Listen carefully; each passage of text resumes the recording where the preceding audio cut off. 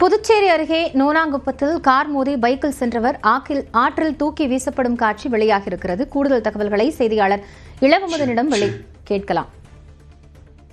இளவமுதன். காயத்ரி, புதுச்சேரி கடலூர் சாலையில் நோனாங்குப்பம் படகில் இன்று மாலை ஒரு விபத்து ஏற்பட்டது. இருசக்கர வாகனம் காரும் மோதிக்கொண்டதில் ஒருவர் தூக்கி வீசப்பட்டார். ஆற்றில் விழுந்தவரை தீயணைப்புத்துறையினர் 1 மணி நேரம் போராடி படகு மூலம் மீட்டனர். இதனுடைய காட்சிகள் தற்போது சிசிடிவி காட்சிகள் நமக்கு கிடைத்திருக்கிறது. அந்த காட்சிகள் நம்ம தெளிவாக பார்க்க முடிகிறோம். அதில் கடலூர் மாவட்டத்தை சேர்ந்த பி முட்லூர் பகுதியை சேர்ந்தவர் சந்தோஷ்குமார். இவர் புதுச்சேரியில் தனியார் பேருந்து ஓட்டுநராக இருந்து வருகிறார். பணி முடித்து இவர் வீடு திரும்புவதுதான் இந்த விபத்து ஏற்பட்டிருக்கிறது. அவரது உடலை தீயணைப்புத்துறையினர் 1 மணி நேரம் போராடிதான் அந்த படகு மூலம் மீட்டனார்கள்.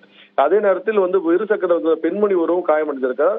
அவரும் மருத்துவமனையில் அனுமதிக்கப்பட்டிருக்கார். இது குறித்து கிருமாம்பாக்கம் போக்குவரத்து போலீசார் வழக்கு பதிவு செய்தனர். காரில் வந்தவர்களுடைய தவறு காரணமாக தான் இந்த விபத்து நடந்திருக்கு. அவர் தப்பி ஓடி இருக்கிறார். அவரை தேடும் பணியில் ஈடுபட்டனர்.